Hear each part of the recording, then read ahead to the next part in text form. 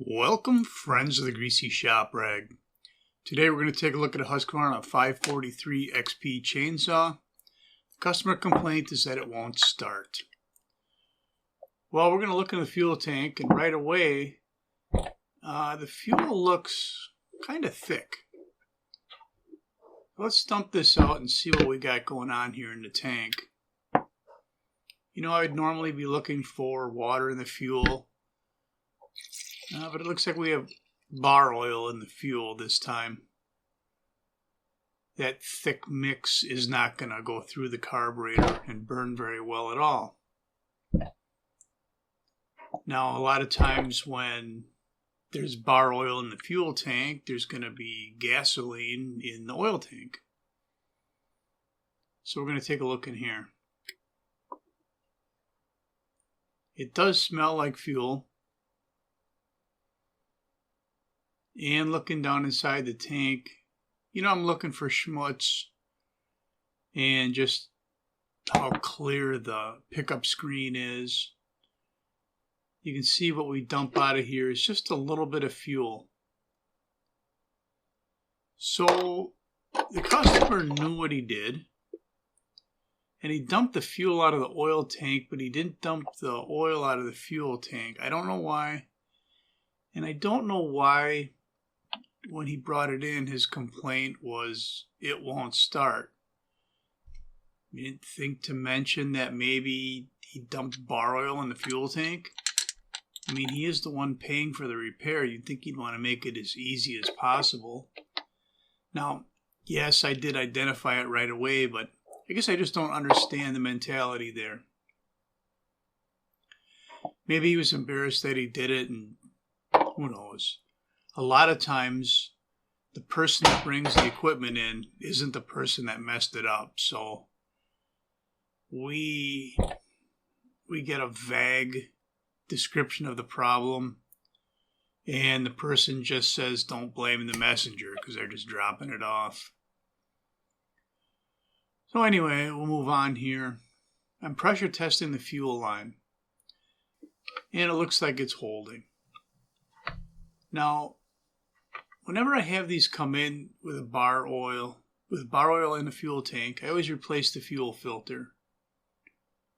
I don't always have to open up the carburetor. Sometimes I do. Usually I don't. Especially on a system that's got a purge bulb. You can usually, if some oil was pulled up the line, you can usually purge it through and it'll dilute with the fuel. And if you keep purging, you'll eventually have fresh fuel in that carburetor.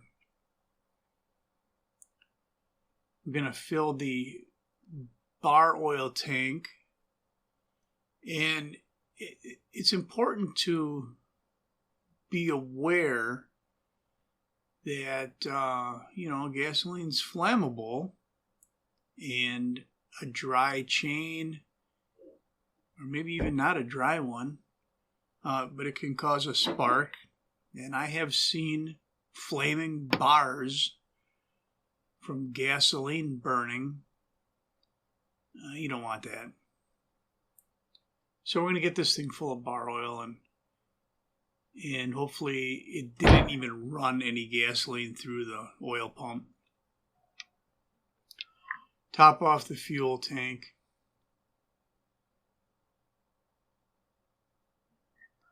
Get our caps back on here. Now, if you're a shop doing this kind of work,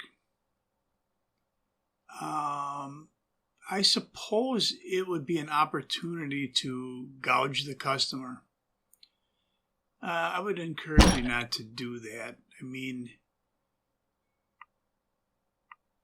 you're better off earning a customer and just charging them a fair price for this job rather than tearing the carburetor apart and doing a rebuild, but you don't need to.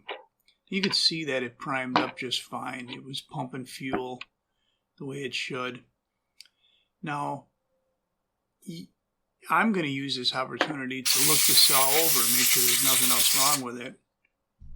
But I'm not going to yank the carburetor off here and put a carb kit in it, bill them half an hour labor and parts just for because maybe I have the opportunity to do that.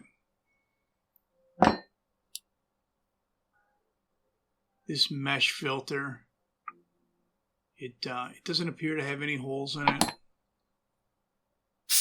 We're going to hit it with some air and hopefully not put any holes in it.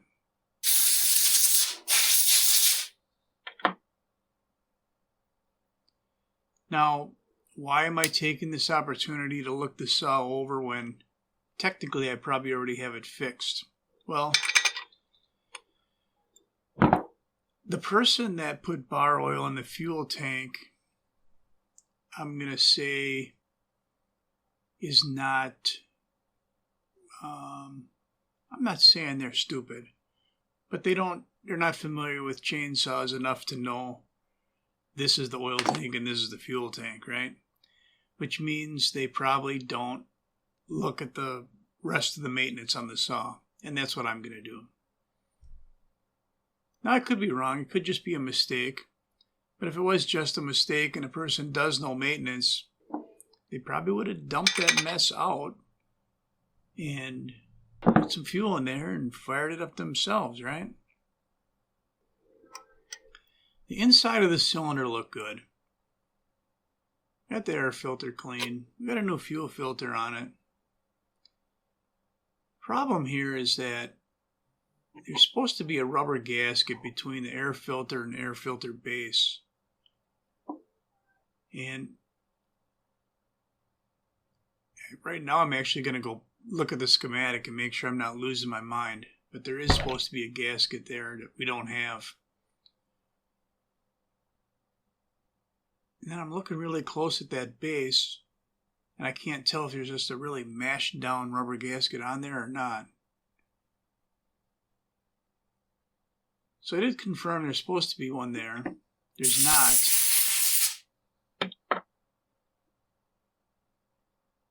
And I guess it doesn't really look like there's a gasket there, but I don't have one in stock, so we're going to have to get one coming. In the meantime, we can try and start this thing and see if it's going to run.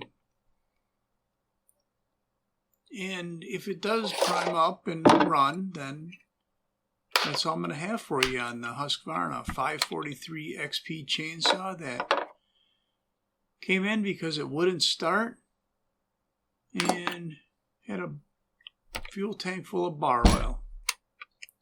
Thanks for watching. Later.